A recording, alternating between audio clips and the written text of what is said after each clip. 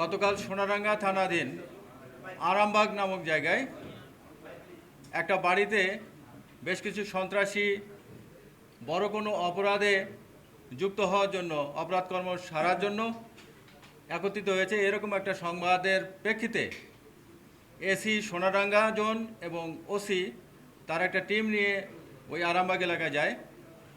বাড়িটা শনাক্ত করতে পারে। শনাক্ত করার পরে তারা সেখান থেকে পাশে চলে এসে নেভিকে খবর দেয়। নেভির দুটো টিম সেখানে হাজির হয়।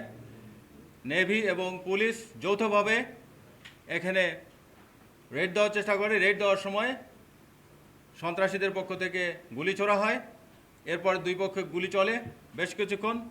এই অভিযান চলতে থাকে প্রায় 1.5 থেকে 2 ঘন্টা। এই সময় ফায়ার এক্সচেঞ্জের পরে এদের 10 জনকে পুলিশ অ্যারেস্ট করতে পারে।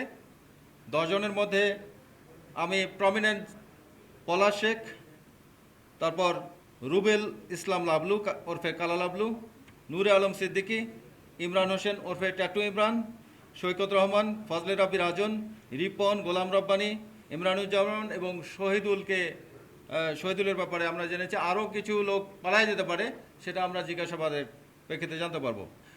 এদের কাছ থেকে, এদের হেফাজত থেকে আমরা যে অস্ত্র এবং গুলি পেয়েছি সেগুলো হলো 3টা পিস্তল, পিস্তলের 4 রাউন্ড গুলি, একটা শর্টগান, শর্টগানের 23 রাউন্ড গুলি, 2টা চাইনিজ কুড়াল, একটা চাপাতি, একটা হাসুয়া, 2টা চাকু, 4টা মোবাইল ফোন। আর এদের বাড়ির বাইরে, যে বাড়িতে তারা আশ্রয় নিয়েছিল সেটার বাইরে তারা তাদের ব্যবহৃত 7টা মোটরসাইকেল রেখেছিল। সেই মোটরসাইকেলে আসলে তারা এই শহরে বিভিন্ন জায়গায় মহড়া দেওয়ার চেষ্টা করত। এই 7টা মোটরসাইকেলের মধ্যে 5টার রেজিস্ট্রেশন আছে, 2টার রেজিস্ট্রেশন নাই। এদের প্রমিনেন্ট যে সন্ত্রাসী, এদের মধ্যে এই 10 জনের মধ্যে প্রমিনেন্ট যে সন্ত্রাসী পলাশ, তার বিরুদ্ধে 14টা মামলা আছে। তার মধ্যে খুন আছে, ডাকাতি আছে, ছিনতাই আছে এবং অন্যান্য অপরাধে আছে মামলা। কালা লাবলুর বিরুদ্ধে মামলা আছে 6টা। তার মধ্যে একটা ডাকাতি, একটা অস্ত্র আইনের মামলা, একটা চাঁদাবাজির মামলা, একটা পুলিশ আসল মামলা।